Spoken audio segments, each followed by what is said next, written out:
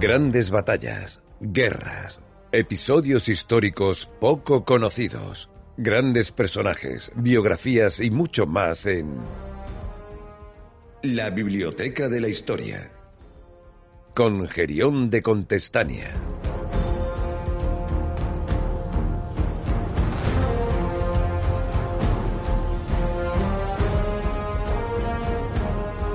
Muy buenas a todos, bienvenidos a Pasaporte Ignotia, bienvenidos a la Biblioteca de la Historia. Soy Javi Rando y hoy mi compañero y amigo Gerión de Contestania pues me deja los mandos para traeros una historia en principio desconocida, pero cuidado porque últimamente, oye, lo que son las cosas, puedes creer que estás contando algo a veces que no es demasiado popular y en ese momento todo se rompe y empieza a divulgarse. En este caso lo veo yo como un hecho positivo, ¿no? Ahora os explico un poco el contexto de este comentario que acabo de hacer, pero vamos a hablar, como decimos, de un hecho desconocido dentro de lo que son los orígenes de la aeronáutica moderna, con un protagonista muy especial que vamos a situar en la Baja Edad Media, en la península ibérica. Como bien sabéis, pues hablamos de la época en la que Al-Ándalus se extendía por todo este territorio y en la que el Imperio Islámico suponía la cuna de la sabiduría, desde donde partían los principales avances en ciencia, en matemáticas, filosofía y en tantas otras disciplinas. Hablamos de Abbas ibn Firnas, nacido en las cercanías de la actual localidad malagueña de Ronda y que tenía un papel relevante dentro de la corte de distintos emires que iremos viéndolo paso a paso como una especie de humanista reconocido que experimentó en casi todas las disciplinas del conocimiento, desde la investigación científica y técnica a la creación literaria y musical, pero que alcanzó un papel relevante en la historia de la aeronáutica, como hemos contado, como uno de sus padres, diseñando los primeros prototipos de máquinas voladoras 600 años antes de que lo hiciera Leonardo da Vinci, e incluso llevando todos estos conocimientos a la práctica, siendo el primer ser humano en practicar el vuelo sin motor durante cierto tiempo. Como digo, esta era una historia que en principio era muy poco conocida. Yo colaboro en una televisión malagueña y bueno, suelo contar historias relacionadas con la historia y con Málaga, y hace unos meses que hablé de Abbas ibn Firnas y últimamente pues hemos conocido cómo se ha puesto en valor esta figura. Por un lado, en el podcast de Santiago Camacho, en Días Extraños, os recomiendo su escucha, por supuesto, como puede ser uno de los grandes referentes del mundo del podcasting. Y el otro es en el documental del canal Historia sobre Al-Ándalus, donde también hay varios capítulos donde referencian a la figura de Abbas ibn Firnas. Así que poneros cómodos porque esta es su historia.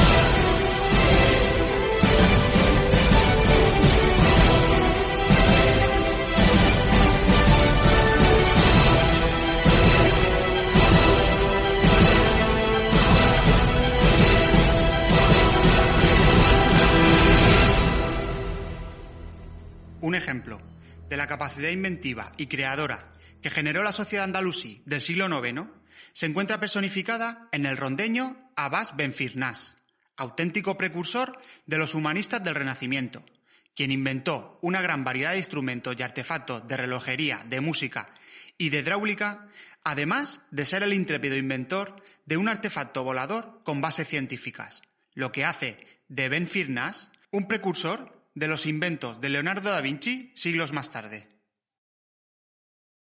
La aviación ha cambiado de una forma drástica el mundo en el que nosotros vivimos, desde sus aplicaciones bélicas hasta las propias que afectan nuestro modo de vida. Digamos que han hecho posible que puedas viajar al otro lado del mundo en apenas unas horas. Puedas estar en Australia cogiendo un par de escalas y hacerlo en apenas 20 horas. Que parece una lejanía, pero bueno, nada que ver con los viajes en barco que se producían durante los siglos XVII, XVIII y que duraban meses o incluso años. Además se ha convertido en algo incluso que puede ser asequible para cualquier bolsillo, para cualquier persona que trabaje y que tenga posibles y puede permitirse ese tipo de vuelos, quizás no tan exagerados como el que acabo de narrar, pero sí, ¿por qué no?, volar a Mallorca o a Menorca, las Islas Baleares, las Islas Canarias, ahora que está tan de moda y yo que me alegro, pues para poder hacerle pasar unas vacaciones. Eso, digamos que tiene un papel fundamental dentro de nuestra vida. También podemos hablar de cómo está ampliando los horizontes de la humanidad. Sus aplicaciones espaciales permiten no solo el hecho de que el ser humano haya estado en la Luna, sino también todas las expediciones que se están produciendo a Marte y, bueno, esa explosión del ser humano por el espacio que seguramente evolucione y mucho en los próximos años. Pero tenemos que hablar de volar, porque ha sido y es uno de los grandes anhelos del ser humano desde su origen.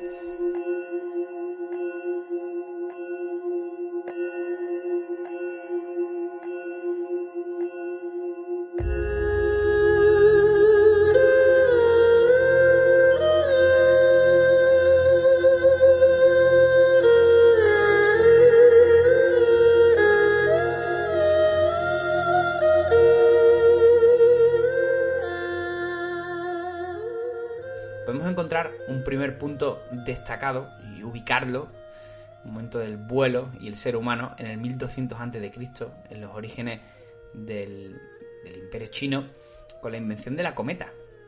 Fue durante la dinastía Shang, concretamente, y se utilizaba con fines militares por los ejércitos chinos para mantener la comunicación a distancia.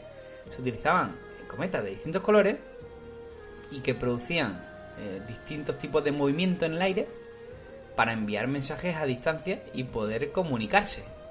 Eso es una auténtica pasada. Fue una de las primeras aplicaciones en las cuales encontramos el vuelo, en este caso de una cometa. De ahí se evoluciona y se pasa a que esas mismas cometas soportaran vuelos de personas.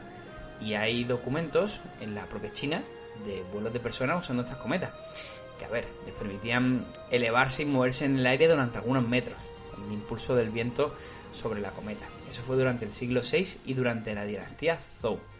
El siguiente punto destacado lo vamos a encontrar en Europa, en concreto en la Grecia clásica, donde el anhelo del vuelo ya había sido reflejado en los mitos de Ícaro y Dédalo. Pero sería en el 380 a.C. el polivalente Arquitas de Tarento, contemporáneo y buen amigo de Platón, quien dio un avance significativo con la invención de una máquina de vuelo a la que acertó llamar como la peristera. El filósofo griego en concreto diseñó un mecanismo articulado con alas que podía volar gracias a un rudimentario núcleo de vapor comprimido que provocaba un chorro de aire. Esta quizás fue la primera máquina así un poco más compleja, y con esto saltamos a Al-Ándalus, que durante siglos lideraría la confección de avances en matemáticas y tecnología, y que tiene en nuestro Abbas ibn Firnas a uno de sus protagonistas más destacados.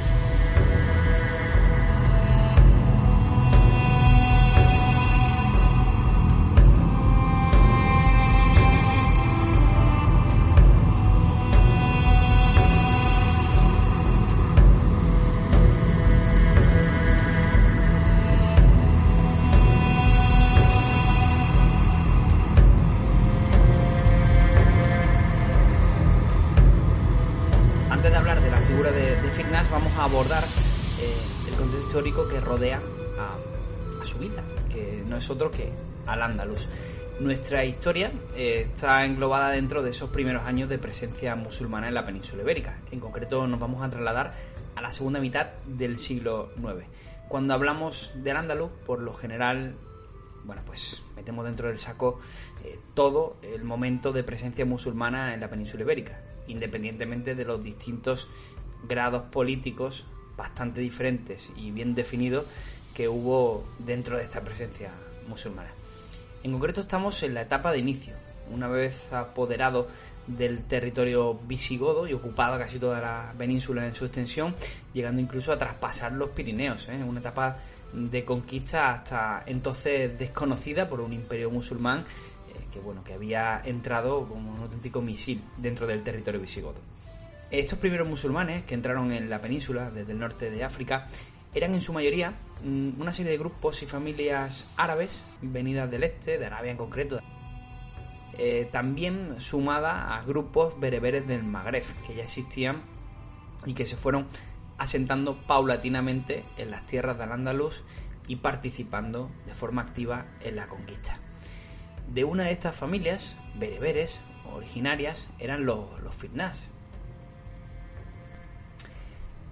En el plano político, aunque esta conquista musulmana se desarrolló siempre dentro desde el punto de vista del Imperio Islámico, hemos de destacar un hecho relevante, y es que alrededor de la segunda mitad del siglo VIII se produjo una ruptura entre omeyas y abasíes, que significó que el gobierno de los primeros en Damasco llegara a su fin, se estableciera una nueva capital en Bagdad y que fuera controlada por los abasíes.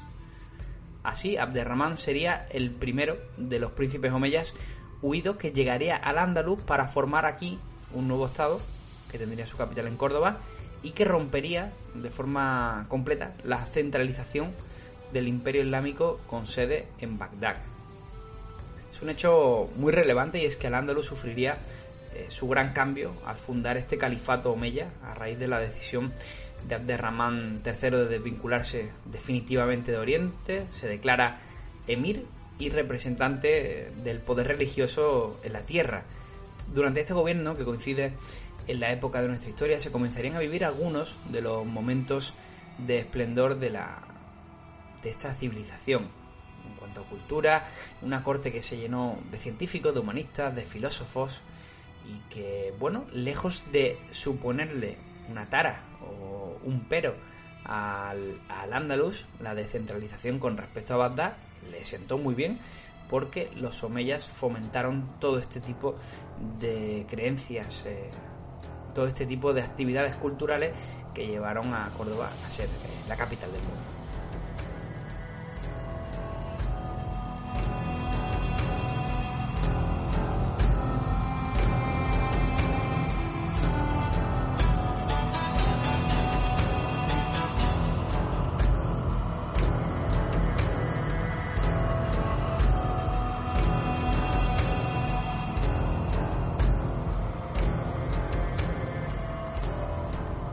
Bueno, y tras este contexto histórico, también no solo de Al-Ándalus, no solo de la aeronáutica, sino muy general, tenemos que hablar de quién es nuestro protagonista, de Abbas ibn Firnas, el responsable del primer intento en serio de volar, y además con notables resultados. Vamos a contar su historia en los próximos minutos, pero podemos señalar así a vuela pluma y de forma general dos momentos relevantes en su vida. El primero es en el año 852, con un prototipo de paracaídas que fue probado en Córdoba, y el siguiente en el 875, bastante más ambicioso y con un vuelo tripulado desde una especie de parapente antiguo.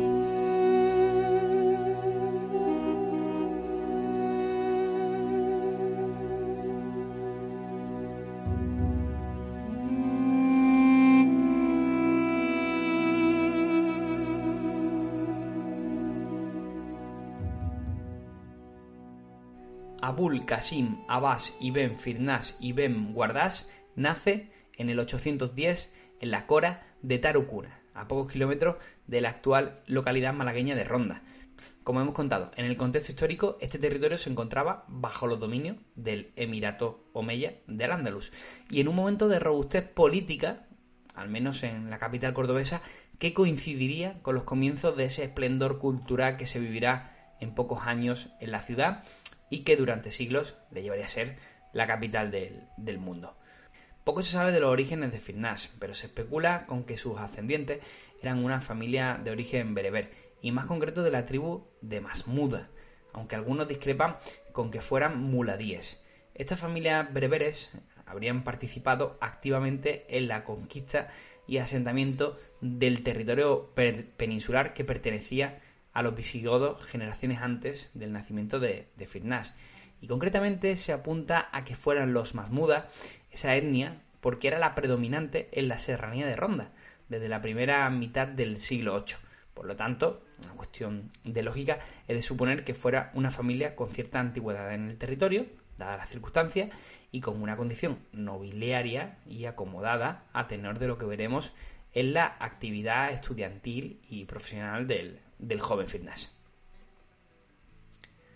Se especula que, siendo niño, pues, pudo trasladarse desde su Tarragona natal, donde se vivía un periodo de inestabilidad política. Había ciertas pequeñas guerras de poder que podían afectar a la familia de Firnás y que le hizo trasladarse a la capital de Córdoba con el fin de cultivar unas actitudes que por entonces ya eran bastante resueltas en el campo de la ciencia y del arte, siendo desde bien pequeño una de esas personas a las que se le puede catalogar con la clase de humanista y, como veremos próximamente, con todos esos logros que va a conseguir, como una especie de renacentista bastante adelantado. En Córdoba se trasladó al arrabal occidental de la Medina, que es donde iba a residir, y entraría muy pronto en la corte del emir Al-Hakam I. Destacó muy pronto en todos los saberes que su inquietud le permitió investigar.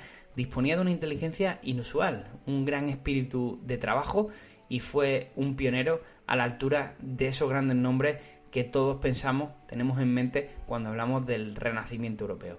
Fue un introductor de numerosos avances, y lo vamos a conocer ya de inmediato, y los cambios políticos del Emirato no le afectaron nunca, porque fue una persona muy valorada por los distintos emires que estarían liderando esa corte en Córdoba. Después de la muerte de Al-Hakam I, continuó siendo un erudito al servicio de Córdoba, primero con Abdelrahman II y luego con Mohamed I.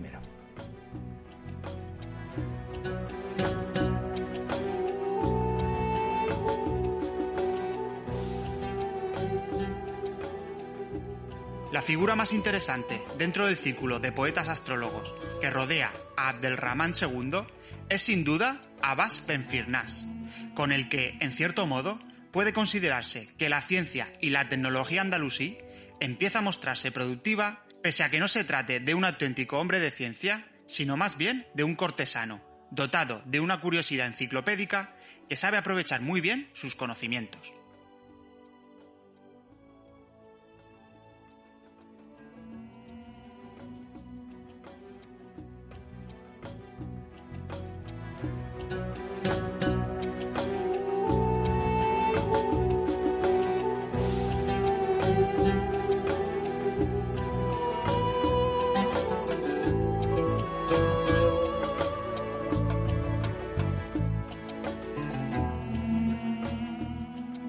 Antes de entrar en los hechos que hacen que su figura sea relevante para este podcast, hemos de destacar otros experimentos que Ibn Firnás iba a realizar dentro de la corte cordobesa y que le iba a hacer destacar como una persona de prestigio en la comunidad científica y cultural que se estaba desarrollando en Al-Ándalus.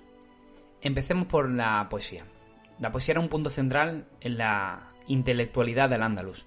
Los andalusíes primero eran poetas y luego ya eran todos los demás. Su profesión más reconocida era la de poeta. Ha sobrevivido su obra, la de Firnás, a lo largo de los años. Tenemos suerte de encontrarla repartida en diferentes fuentes y siempre bien referenciada.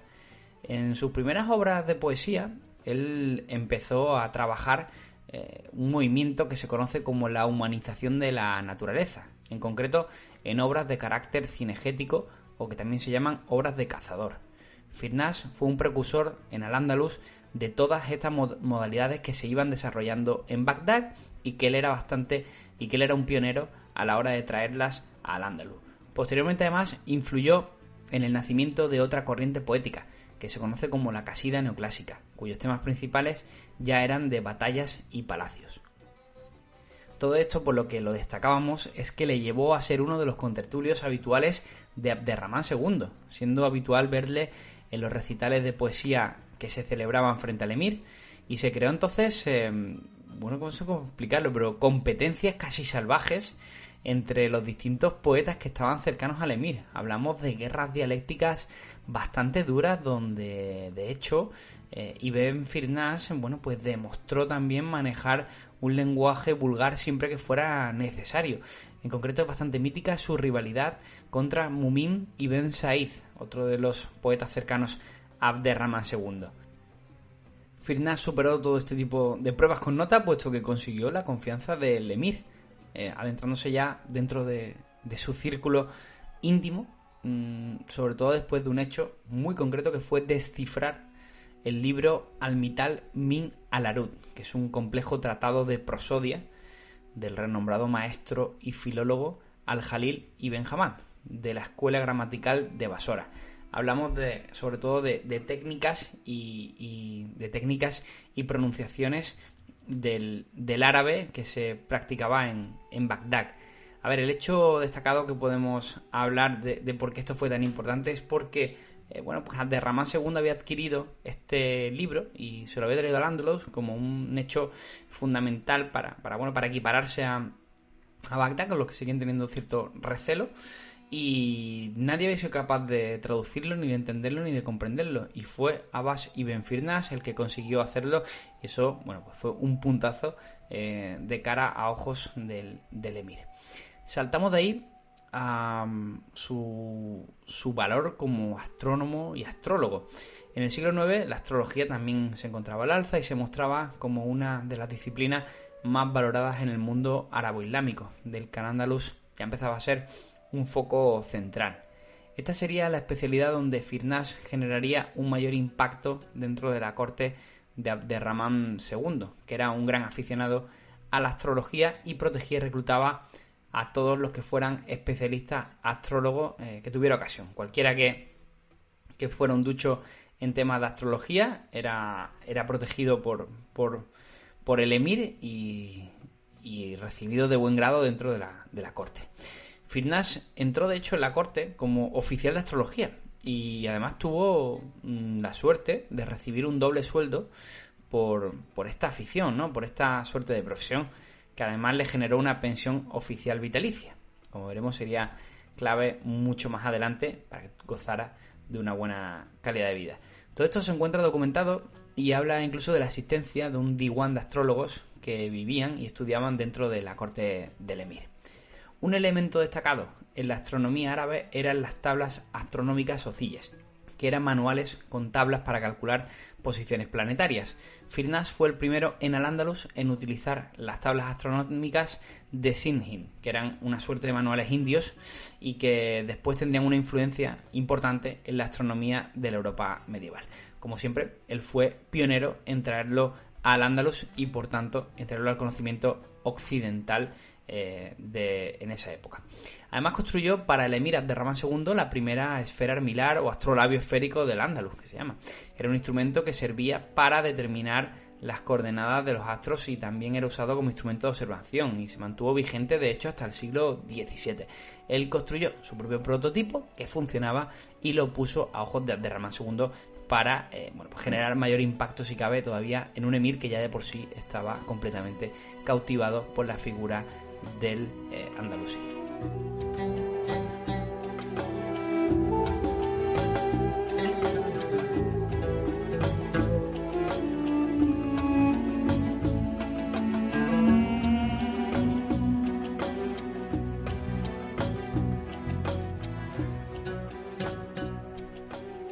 Ahora volveremos a la astronomía, pero vamos a hablar de ciencia y hablaremos de la clepsidra. Básicamente se trata de un reloj de agua hecho en una vasija de cerámica. Es un protorreloj que funcionaba con una caída de agua por un orificio de una vasija a otra y con unas marcas de agua que iban reflejando la hora con bastante eficiencia. Este invento de origen egipcio y también de simbología griega fue perfeccionado por los árabes con el objetivo de cumplir a rajatabla con el hábito religioso de esas 5 oraciones al día.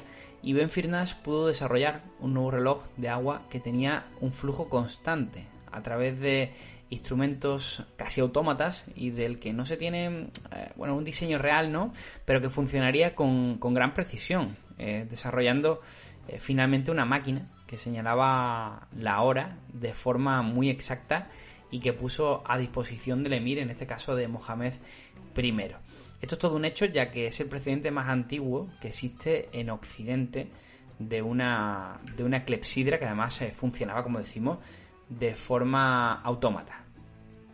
Otra gran aportación fue la fabricación del vidrio. Hay escritos que señalan que Firnás fue el primero en desarrollar en Al-Ándalus la industria del vidrio a partir del mineral y también las técnicas de talla de cristal de roca. Como no voy a entrar en esos temas porque sinceramente no tengo el control suficiente para haceros llegar lo que tenéis que saber sobre este tipo de técnicas que aplicaba Firnás y que fueron, como volvemos a repetir, bastante innovadoras en su época, sí que puedo decir que lo que parece incontestable es la influencia que tuvo Firnás en la fabricación de objetos de vidrio en Al-Ándalus para desarrollar la industria e incluso influenciando en el plano económico. Además, y ya como colofón, porque os decía que dejaba la parte de astronomía más interesante para el final, se hace responsable a Firnás del primer planetario de la historia. Cuidado porque esto no es un hecho menor. Me quedo con dos referencias, una es de Levi Provenzal, que dice lo siguiente: construyó en vidrio un simulacro del cielo, que a voluntad ponía claro o nuboso, añadiéndole relámpagos y ruido de truenos. Y Juan Vernet, que sugiere: Abul Qasim ibn Firnás construyó en su casa el primer planetario del que tenemos noticia, pues en él podían verse los astros, las nubes, los relámpagos y los truenos. Podemos considerar, por consiguiente, que Ibn Firnás es el padre de los planetarios actuales. Parece un hecho constatable por las referencias bibliográficas que tenemos que fue Firnás la persona que tuvo un planetario pues de forma pública por primera vez. Todas las referencias que tenemos y lo que cuentan en estas narraciones es increíble, y es que ese planetario estaba disponible en su casa y además era un lugar que generaba cierta atracción, no solo a sus coetáneos, sus compañeros de profesión, otros poetas, otros astrónomos, otros astrólogos, humanistas en definitiva, sino también el del emir, que no dudaba en acercarse a la casa de Ibn Firnás para poder contemplar ese planetario que tenía el filósofo y que ponía a disposición de todo aquel que quisiera conocer un poco más sobre los astros.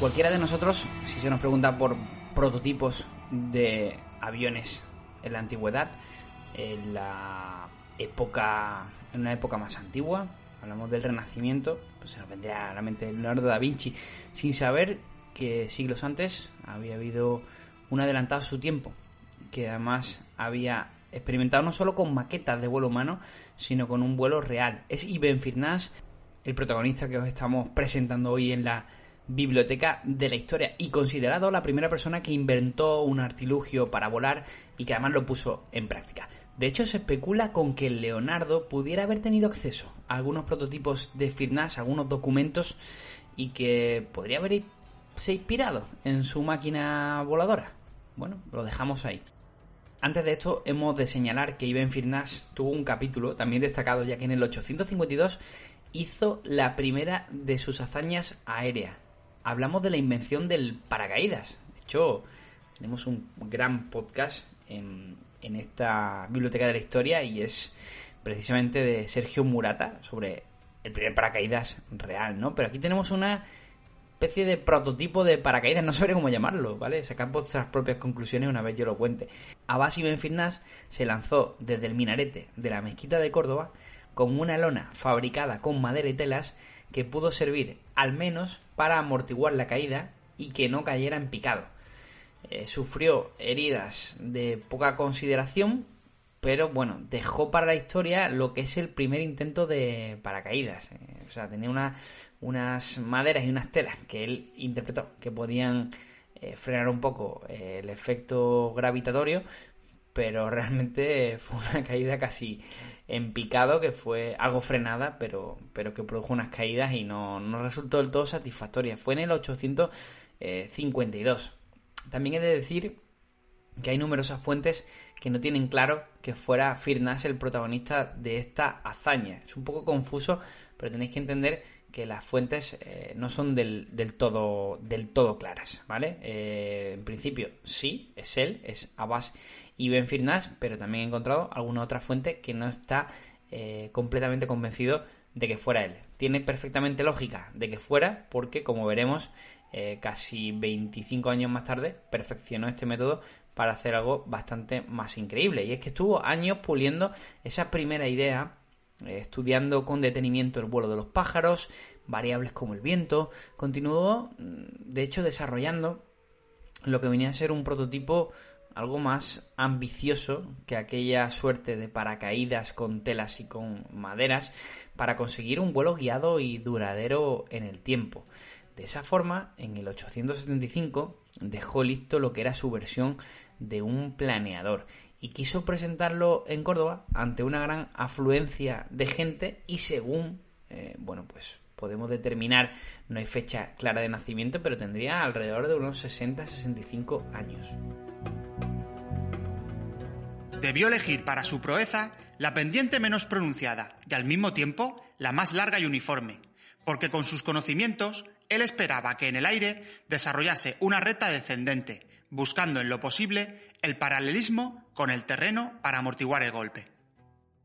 Ibn Firnas subió a la Ruzafa, era un promontorio en la capital cordobesa que albergaba un palacio construido por Abd al-Rahman I, y despegó para volar en el aire durante lo que se calcula un breve espacio de tiempo. Hay quien sostiene que fueron aproximadamente unos 10 minutos. Hay quien dice que planeó durante un trecho de tiempo simplemente, y en el momento de tomar tierra, en el momento del aterrizaje, parece que fue forzoso, que el vuelo sí que pudo ser controlado, pero no así el aterrizaje. No acertó a maniobrar correctamente y cayó con violencia. Se tuvo lesiones de importancia. Sobre todo se especula con una fractura de espalda e incluso de las extremidades superiores. Algún maestro dice que se las había ingeniado para volar, vistiéndose de plumas sobre seda blanca y añadiéndose unas alas de estructura calculada, con lo que pudo elevarse en el aire y voló desde la parte de la Ruzafa, yendo por el aire y evolucionando en él hasta posarse a gran distancia del lugar de partida. Pero su aterrizaje fue malo, haciéndose daño en el trasero, pues no lo había previsto bien, ni tuvo en cuenta que las aves se posan echando el peso sobre el trasero, cosa que descuidó. Asustó a los campesinos que le vieron volar y se hacían lenguas de lo que habían visto, sin saber qué era.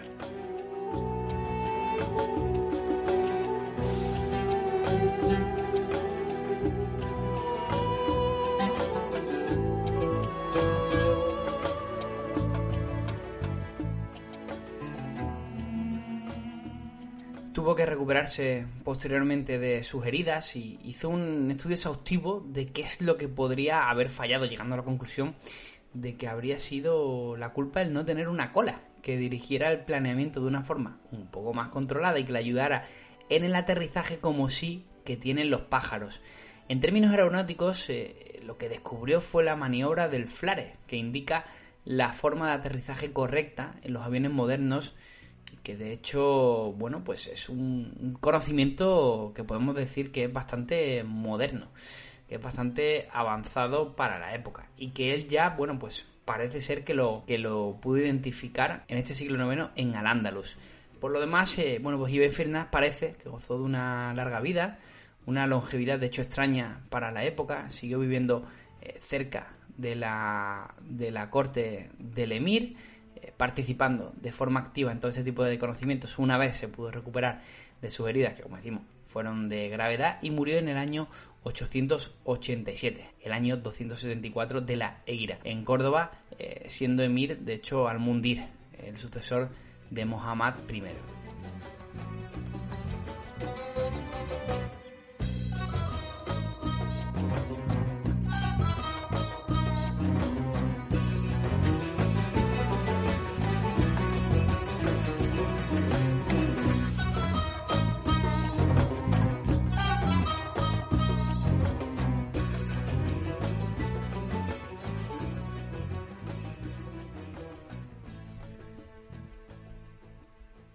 Bueno, ¿y qué papel ocupa Abbas ibn Firnas en la historia? Yo he de reconocer que tengo cierto desconocimiento sobre su figura hasta el momento en el que me cae en primera mano.